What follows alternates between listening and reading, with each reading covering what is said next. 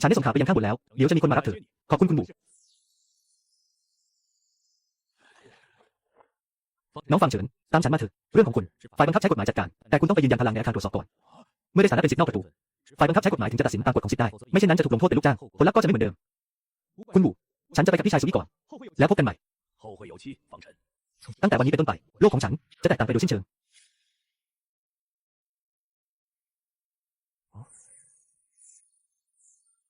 เมื่อกี้นั้นคือศิษย์ในประตูภายในที่สำนักเจี้ยหลิวหลี่มีระดับชั้นที่เข้มงวดศิษย์นอกต้องห้ามบินสูงเกิน500จั่ง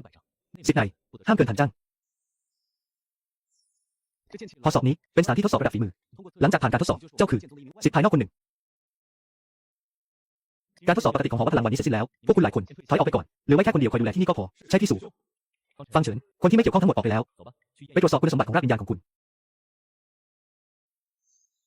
เกิดอะไรขึ้นทำไมถึงไม่มีการแสดงรากวิญญาณเพราะฉันไม่มีรากวิญญาณคุณไม่มีรากวิญญาณจริงๆใช่แล้วถ้าไม่เชื่อคุณสามารถตรวจสอบป้ายชื่อของฉันได้พวกคุณมารวมกันทำอะไรให้ข้ามาดูหน่อยเคยพบกับท่านอาวุโสไปเหลียง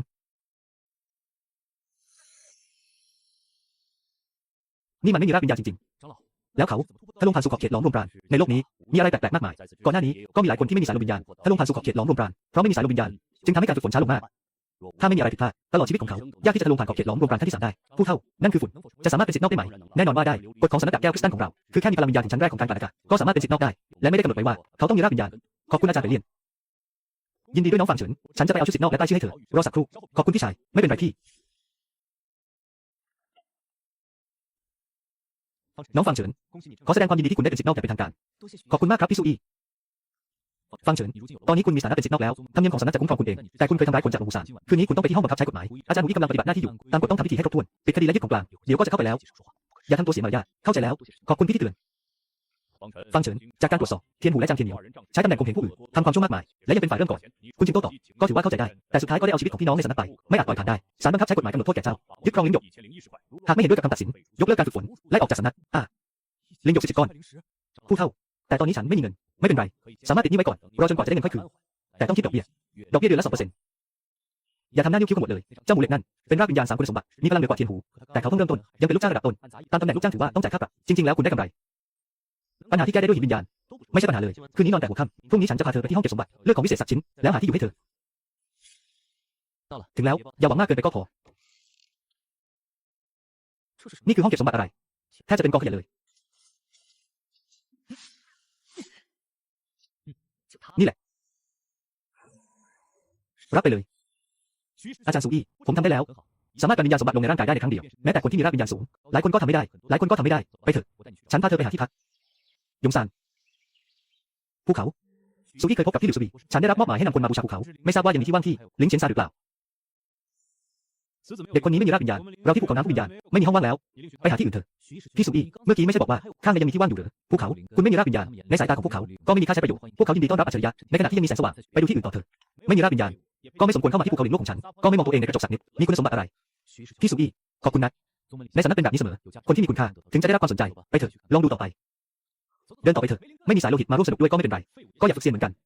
ผ่านมาแล้วกว่า3 ชั่วโมงเยี่ยมชมยอดเขามากมายหลายสิบแห่งไม่มีแห่งไหนยินดีรับเจ้าเลยยอดเขานี้ทำไมไม่มีหินเฝ้าภูเขามีอยู่พี่หลี่หยานซานฉันมาที่นี่ในครั้งนี้เพื่อนำคนมาสักการะภูเขาเมฆถ้าคุณไม่รังเกียจหลังจากนี้ที่เขามาหัวนี่คือบ้านของคุณแล้วขอบคุณที่อาจารย์ลี่หนาเซียนฮ่าน้องอาจารย์พูดเล่นแล้วถ้าจะต้องขอบคุณก็สมควรเป็นฉันนี่แหละที่ควรขอบคุณคนในหัวเหลืองของเรากำลังลดน้อยลงแม้แต่หนูตัวเดียวก็ไม่อยากจะมาอาจารย์ฟังเฉินคุณต้องฝึกฝนให้ดีที่เขามาหัวหวังว่าคุณจะสามารถชนะนี่ได้ในเร็ววันระหว่างทางนี้พี่ซื่อซูยีเหนื่อยมากฟังเฉินได้พบกับพี่หลี่หยานซานพี่อย่าเรียกแบบนั้นเลยถ้าไม่รังเกียจเรียกฉันว่าอาจารย์ลี่ก็ได้ลุงหลี่เฮามาอีกคนแล้ว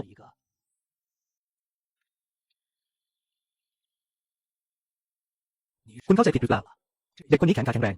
งผิวพรรณดียินดีมาที่หมู่บ้านหมาเราอูล่าถึงแม้ว่ามือเท้าของข้าจะสมบูรณ์แต่ข้าไม่มีสายโลหิตวิญญาณคนอื่นก็รังเกียจข้าโชคดีที่ลี่อูเป็นคนดีรับข้าไว้ในอุปถัมภ์ไม่มีสายโลหิตวิญญาณก็ไม่ใช่เรื่องใหญ่ดีกว่าข้าในตอนนี้คนที่ขาไม่ค่อยดีแข็งแรงและคุณยังอายุน้อยนี่คือกลิ่นมูลวัวแม้กลิ่นจะค่อนข้างฉุนแต่มีผลทำให้สดชื่นดีถือไว้เถอะขอบคุณมากครับคุณยุนที่นี่เป็นที่อยู่ของเพื่อนเก่าคนหนึ่งเขาไปเมื่อ6 เดือนที่แล้วเธออยู่ที่นี่เถอะแล้วเขาจะกลับมาอยู่ที่ไหน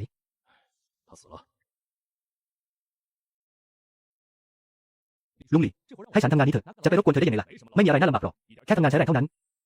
อาจารย์หยุนเคยเป็นยอดแพทย์ปรุงยาพลังฝึกปรือเคยถึงชั้น9ของการกลั่นอากาศแต่ครั้งหนึ่งเกิดระเบิดเตาร่างกายเขาก็พิการลงถ้าไม่ใช่เพราะเขาช่วยฉันไว้ตอนนั้นฉันคงตายไปแล้วแน่คุณยุนเคยผ่านเรื่องเหล่านี้มาเขาเป็นคนดีชีวิตนี้ฉันได้มาจากเขาขอบคุณลุงหลี่พักผ่อนให้ดีนะ